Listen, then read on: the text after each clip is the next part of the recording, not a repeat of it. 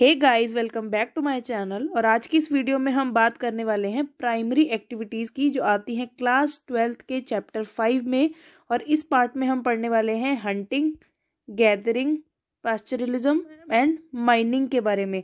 तो इस वीडियो को एंड तक देखना। अगर आपको ये वीडियो पसंद आए तो प्लीज़ इस वीडियो को लाइक करें, शेयर करें एंड कमेंट करें। और जिन्होंने भी चैनल को अभी तक सब्सक्राइब नहीं किया है वो प्लीज़ इस चैनल को सब्सक्राइब कर दें।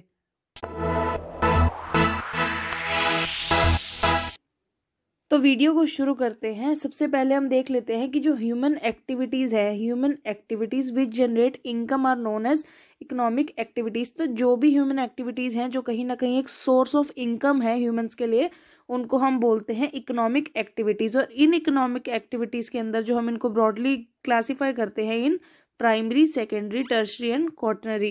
तो ये जो 4 टाइप्स है हमारे पास ये इकोनॉमिक एक्टिविटीज़ का, इसमें हम जो पार्ट प्राइमरी का है उसको इस वीडियो में डिस्कस करेंगे। तो सबसे पहले प्राइमरी एक्टिविटीज़ क्या होती हैं। Primary activities are directly dependent on environment. जो इन्वायरमेंट का रोल है इन प्राइमरी एक्टिविटीज़ में बहुत इम्पॉर्टेंट होता है, as these refer to utilisation of earth resources. की जितने भी हमारे रिसोर्सेज हैं जो अर्थ हमें प्रोवाइड करता है उसको हम यूज़ करके जो है ये एक्टिविटीज से अपनी इनकम जनरेट करते हैं, such as land, water, vegetation, building materials and minerals. अब लैंड जो है, अब लैंड तो कोई भी मैन मेड लैंड नहीं हो सकता, वो नेचुरली ही प्रोवाइडेड होगा। अर्थ सरफेस जो है वो नेचुरल है। वैसे ही वाटर जो है, वेजिटेशन, बिल्डिंग मटेरियल जैसे कि सीमेंट एंड रॉक्स, तो ये वो सारे मिनरल्स हैं जो हमें अर्थ प्रोवाइड करता है, अर्थ के रिसोर्सेज हैं। तो जो भी रिलेटेड होंगे अर्थ के रिसोर्सेज से वो हो जाएंगी हमारी प्राइमरी एक्टिविटीज, जिनमें हम डायरेक्ट इन्वायरमेंट से जो है उसका यूज़ करके अपनी इनकम जनरेट कर रहे हैं। तो वैसे ही इसके बीच में आ जाएगा कि जो hunting, gathering, pastoral activities, fishing, forestry, agriculture and mining. तो ये सारी एक्टिविटीज जो है इनके बारे में हम इस वीडियो में पढ़ेंगे। तो सबसे पहले ये देख लेते हैं कि प्राइमरी एक्टिविटी जो है वो किस टाइप की जॉब है।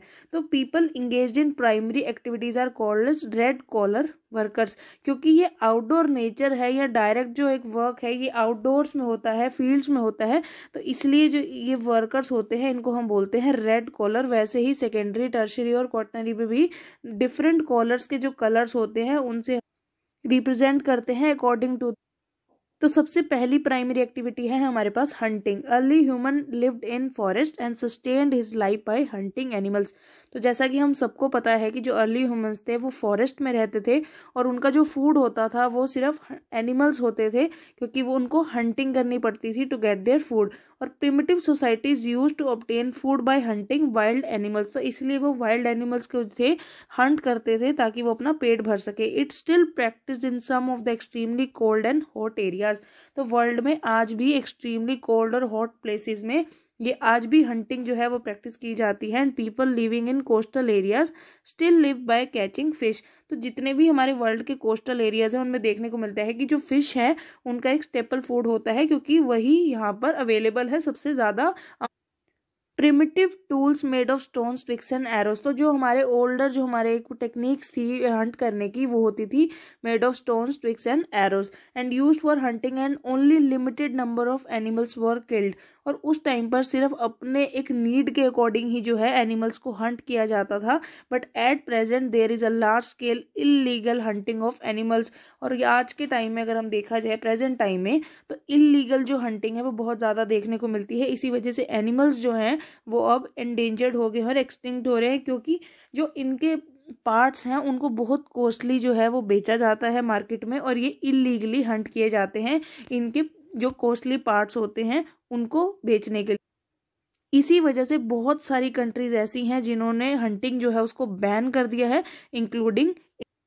तो नेक्स्ट हमारे पास प्राइमरी एक्टिविटी है गैदरिंग। तो गैदरिंग क्या होता है, किसी भी चीज को कलेक्ट करना। तो अब जब हमें अपनी इनकम जनरेट करनी है, ये एक हमारी इकोनॉमिक एक्टिविटी है प्राइमरी एक्टिविटीज के अंडर, तो इसमें हम क्या चीज कलेक्ट करेंगे कि जो हमें जो है हमारी इनकम जो है वो कहीं ना कहीं जनरेट हो जाए। तो gathering involves extraction of plants and animals products which are capable of satisfying man's basic need as of food, clothing and shelter. तो सबसे पहले जो गैदरिंग की जाती थी, जो प्रिमिटिव टाइप ऑफ गैदरिंग थी, उसमें क्या होता था, जो बेसिक नीड्स होते थे मैन के, सिर्फ उसको सेटिस्फाई करने के लिए एक लिमिटेड अमाउंट ऑफ जो फूड, प्लांट्स एंड एनिमल्स थे, फूड प्रोडक्ट्स थे, या क्लोथिंग और शेल्टर के लिए जो था वो जो वुड वगैरह है या कोई भी ऐसी एक्सट्रैक्शन जो नेचुरल हम नेचर से ले सकते हैं, उसको गैदर किया जाता था।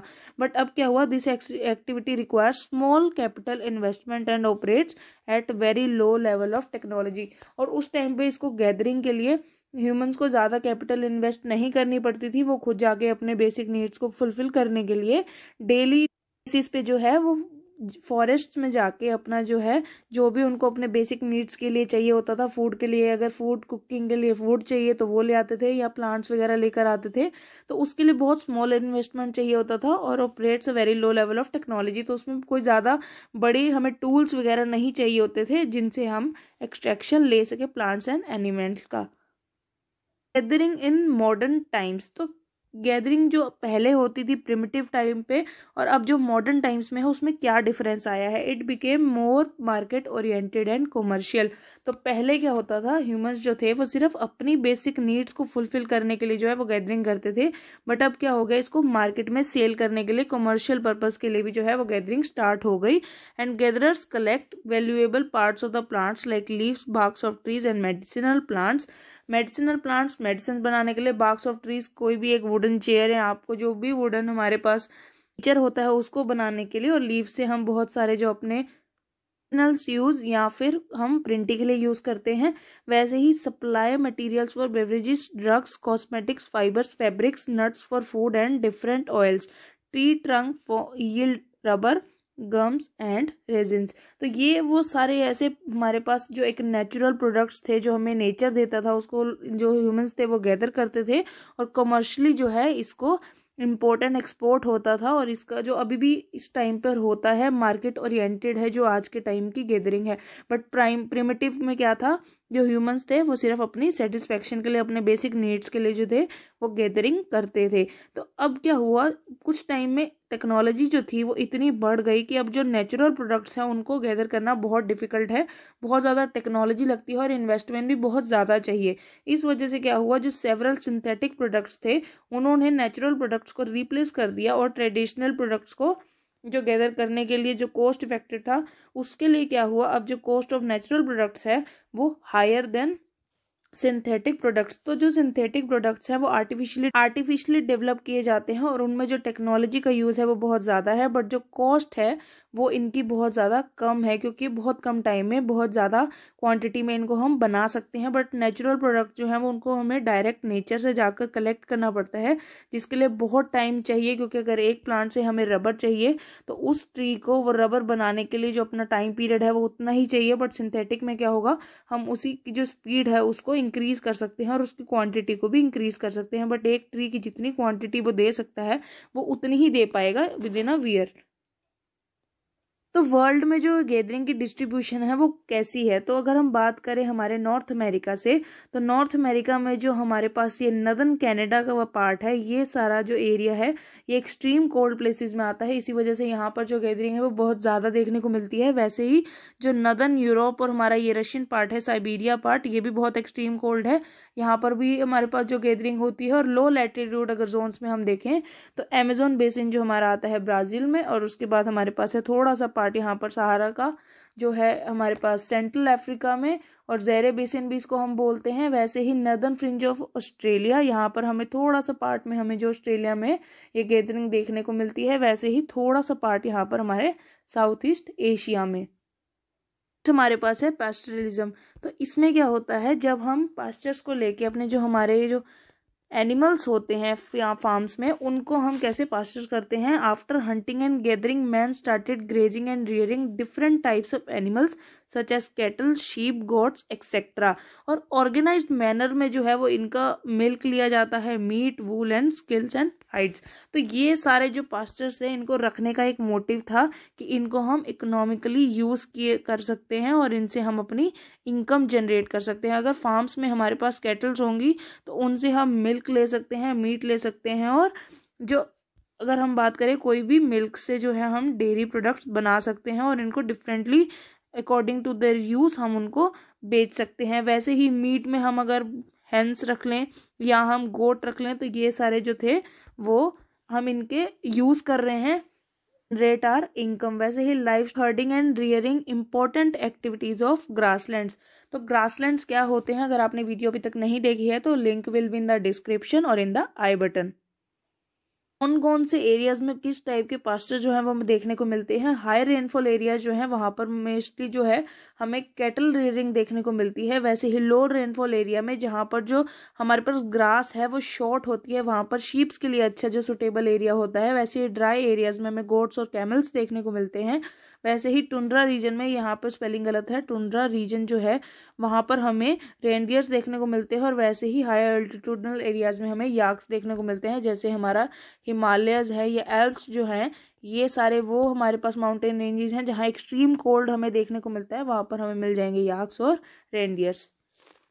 रियरिंग कैन बी प्रिमिटिव और बाय नोमैड्स और highly scientific on commercial level. तो अगर हम नोमैडिक हर्डिंग की बात करें तो ये जो है प्रिमिटिव टाइप ऑफ जो पैस्टरलिज्म है, जहाँ पर नोमैड्स जो होते हैं वो पास्चर्स को लेकर ट्रैवल करते हैं। और हाईली साइंटिफिक अगर हम देखें, यहाँ पर बहुत ज़्यादा साइंस यूज़ होती है और टेक्नोलॉजी का बहुत ज़्यादा यूज़ होता है, ये होती हैं कॉमर्शियल लाइवस्टॉक रियरिंग। हम एक डिफरेंस देख लेते हैं इन दोनों के बीच में क्या डिफरेंस है, और अगर आपको इंडिविजुअली भी अगर ये पेपर में पूछा जाए तो आप यही पॉइंट्स मेंशन करके अच्छे स्कोर ले सकते हो। तो नोमैडिक हर्डिंग की अगर बात करें तो इन nomadic herding herders move with their animals from place to place and rely on them totally for food, cloth and transportation। तो जो एनिमल्स हैं उनको लेकर जो हमारे नोमैड्स होते हैं, नोमैडिक हर्डिंग में जो ट्रैवल करते हैं लेकर अपने पास्चर्स को, उनको हम बोलते हैं नोमैड्स। तो ये वो होते हैं जो मूव करते हैं from one place to another अपने एनिमल्स के साथ और रिलाई करते हैं totally for food, cloth and transportation on them. वैसे ही कमर्शियल में क्या होता है, मॉडर्न प्रैक्टिसेस होती हैं और rearing of animals for export of animal products. यहाँ पर क्या होता है, इनको ट्रैवल करना पड़ता है। बट कमर्शियल में क्या होता है, एक फार्म लेते हैं, वहीं पर पास्चर्स होते हैं, वहीं पर उनके लिए जो खाना है वो ग्रो किया जाता है और वहीं पर उनके प्रोडक्ट्स जो है उनको प्रिपेयर किया जाता है एक्सपोर्ट करने के लिए। प्रिमिटिव सब्सिस्टेंस एक्टिविटी, तो ये जो है एक ओल्ड मेथड है नोमैडिक हर्डिंग, बट जो कमर्शियल लाइवस्टॉक रियरिंग है ये एक मॉडर्न साइंटिफिक और मार्केट ओरिएंटेड एक्टिविटी है। वैसे ही multiple animals are kept depending on the region. तो डिपेंड करता है कि जैसे हमने बोला कि हाई ऑल्टीट्यूडनल रीजन्स में जो है हमें याक्स देखने को मिलेंगे, बट जो हॉट डेजर्ट्स हैं वहां पर हमें कैमल्स देखने को मिलेंगे। तो ये मल्टीपल एनिमल्स हो सकते हैं, बट डिपेंड करता है कि वो कौन से रीजन में है। वैसे ही यहाँ पर क्या होता है, single type of animals are kept. तो जितने भी कुछ ऐसे ग्रासलैंड्स हैं या कुछ ऐसे फार्म्स हैं जहां पर सिर्फ पिग्स को रखा जाता है या फिर शीप्स को रखा जाता है अकॉर्डिंग टू देयर यूज, और सिर्फ एक ही एनिमल को रखा जाता है। फार्म्स में जो है उनके अकॉर्डिंग ही उनका फूड जो है वो ग्रो किया जाता है और उन्हीं का आगे से जो मीट है या अगर उनसे मिल्क प्रोवाइड कर रहे हैं वो एनिमल्स, तो उन्हीं के हिसाब से उनके जो प्रोडक्ट्स होते हैं उनको प्रिपेयर करके एक्सपोर्ट कर दिया जाता है। Keep on moving with animals from one place to another according to availability of pasture and water. They also practice transhumance and the area of tribe is decided by matter of tradition। तो जो herders होते हैं nomadic herding में वो move करते रहते हैं अपने एनिमल्स के साथ from one place to another, और जहाँ जहाँ उनको उनके लिए फूड या वाटर अवेलेबिलिटी दिखती है वहाँ वहाँ पर वो ट्रैवल करते रहते हैं। और वैसे ही दे प्रैक्टिस ट्रांसहुमेंस। इसका मीनिंग होता है कि जब हम सीजनल माइग्रेशन करते हैं कि सिर्फ विंटर्स में जो है हमें वो गोट एंड शीप जो है वो प्लेन्स में देखने को मिलती हैं, तो उसको हम बोलते हैं ट्रांसहुमेंस। और जो एरिया ऑफ ट्राइब है वो डिसाइड करता है मैटर ऑफ ट्रेडिशन कि वो ट्रेडिशनली और एनुअली कहाँ कहाँ जाते हैं, वो एनुअली फिर वहीं पर ही माइग्रेट होते हैं, वहीं पर ही ट्रैवल करते हैं विद देयर पास्चर्स। और यहाँ पर क्या होता है, they carried out and huge permanent ranches which are scientifically managed parcels. तो यहाँ पर है उनको लेकर नहीं घूमना पड़ता, वो परमानेंट रेंचेस बना देते हैं और वो बहुत साइंटिफिक मेथड्स यूज करते हैं उनको ग्रो करने के लिए, और उनको फूड और वाटर जो है वो वहीं पर अवेलेबल कर देते हैं। Generally related to nomadic tribes, ये जो ट्राइब्स हैं यूजुअली यही जो है नोमैड्स होते हैं और अपने एनिमल्स को लेके घूमते हैं, but associated with western developed countries. तो रियरिंग है हमारी वो हमें ज़्यादातर देखने मिलेगी वेस्टर्न डेवलप्ड कंट्रीज में, जहाँ पर जो टेक्नोलॉजी है और साइंटिफिक जो एक डेवलपमेंट है वो बहुत ज़्यादा देखने को मिलती है as compare to the South Asia and African continent, और लिटिल और नो कैपिटल इज यूटिलाइज्ड। यहाँ पर क्या है कि वो जो है फूड और वाटर जो है वो नेचुरली प्रोवाइडेड है, उनको अपना कुछ भी इन्वेस्ट जो है वो इसमें नहीं करना पड़ता, बट यहाँ पर जो है ह्यूज कैपिटल रिक्वायर्ड और spent on caring, feeding and breeding of animals. तो यहाँ पर एनिमल्स की केयर के लिए, क्योंकि उनको परमानेंट रेंज प्रोवाइड किए गए हैं, तो यहाँ पर जो एक कॉस्ट है वो बहुत ज़्यादा लगती है, इन्वेस्टमेंट बहुत ज़्यादा करनी पड़ती है, बट जो हमारी नोमैडिक हर्डिंग है वहाँ पर हमें इन्वेस्टमेंट की जो है वो नीड नहीं होती। हर्डर rely on animals for their need of food, cloth and transportation. तो जो हमारे ये जो नोमैड्स होते हैं वो डायरेक्टली डिपेंडेंट होते हैं अपने एनिमल्स पर, अपने फूड, क्लोथ और ट्रांसपोर्टेशन के लिए, और नो मॉडर्न टेक्नोलॉजी सपोर्ट। कोई भी टेक्नोलॉजी जो है इसमें नोमैड्स को यूज़ नहीं करनी पड़ती और किसी भी टेक्नोलॉजी का सपोर्ट नहीं होता। लाइव स्टॉक रियरिंग में क्या होता है, it is market oriented activity. तो यहाँ पर क्या होता है, जितने भी प्रोडक्ट्स होते हैं जो हमें एनिमल से होते हैं, लाइक मीट, हाइट्स एक्सेट्रा, इनको सेल किया जाता है नेशनल और इंटरनेशनल मार्केट्स में, और ये जो है हाईली मैकेनाइज्ड होती है। यहाँ पर जो टेक्नोलॉजी और मशीनरी का यूज है वो बहुत ज़्यादा हाई होता है। डिस्ट्रीब्यूशन की बात करें नोमैडिक हर्डिंग की, तो इसमें हमें देखने को मिलेगा सारा का सारा जो हमारा सहारा जो डेजर्ट का एरिया है, उसके बाद हमें मिलेगा साउथ वेस्ट अफ्रीकन जो हमारे पास पार्ट है वो, और बीच में हमारे पास है सेंट्रल एशिया का टुंड्रा रीजन इन यूरेशिया, जितना भी हमारे पास साइबेरियन पार्ट है। अब यहाँ पर हमें जो एक मेजर चीज़ देखने को मिली है कि यहाँ पर या तो बहुत एक्सट्रीम जो हमारे पास ड्राई एरियाज है वहाँ पर हमें देखने को मिलता है, या फिर एक्सट्रीम जो हमारे पास कोल्ड एरियाज हैं, कोल्ड हो या हॉट हो। यहाँ पर जो अगर डेजर्ट है, कोल्ड डेजर्ट या हॉट डेजर्ट, तो यहाँ पर कंडीशन जो है वो ऑलमोस्ट ड्राई रहती है। इन विंटर सीजन हमें समर्स में देखने को मिलेगी। तो ये वो सारे रीजन्स हैं जहाँ पर जो टेम्परेचर है वो एक्सट्रीम है, या वो हॉट या वो कोल्ड।